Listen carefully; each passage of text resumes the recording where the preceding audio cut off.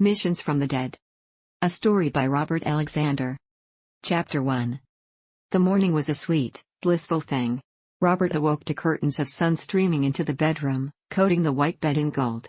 He turned to see Melinda still asleep, her eyelashes fluttering with dreams. He watched her for a long, peaceful moment, enjoying how her lips were curved into a soft smile. Her stomach was plump, and Robert let a swell of happiness take over when he thought of the little girl that would be in their lives in just a few days. This was the first time in weeks that Melinda was getting perfect rest, so he left her draped in the covers and went to the kitchen. Jolene and Amy were getting ready for school. It was a half-day for their book fair. "Good morning," Jolene said cheerfully, making hers and Amy's lunches. Amy sat at the counter. "I saw that," Robert told her, pulling up her arm to look at the paper she tried to hide at the last minute. Amy gave him a devious look. "I told you, you have to stop doing your homework last minute." I know, Amy said as Jolene handed her a paper bag. Amy put the paper back on the counter and started writing. "It's just math equations. I know how to do it, and I can get it done in time." "Did you girls sleep enough last night?" Robert asked, starting his own coffee. Jolene kissed him on the cheek and grabbed her school bag. "Yeah, I did." "I know you were up late, talking to Kellen," Robert accused. "I'm fine, Dad. Don't worry." Robert didn't miss the cheeky smile that took up her face. "Come on, Amy. We have to go. I don't want to miss the bus." "I'm coming." Robert picked Amy up briefly before letting her run off with Jolene. "Bye, Dad.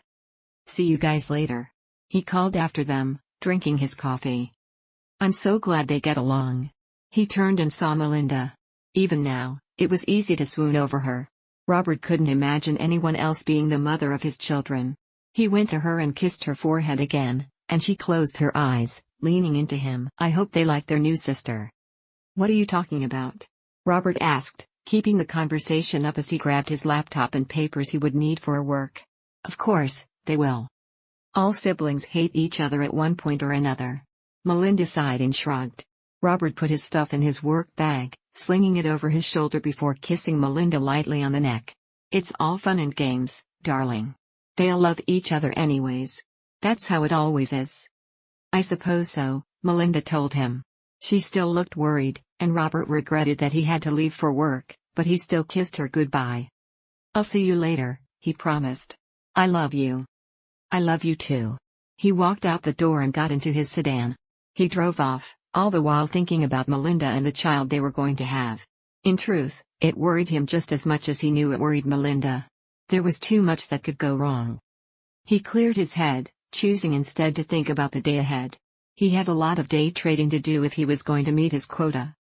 Suddenly, a crash sounded, and a bunch of cars started honking. Robert didn't stop in time, and he drove right into the cars ahead of him. He died instantly, and the worst part of it was remembering all the pain that hit him at once when he lost his life.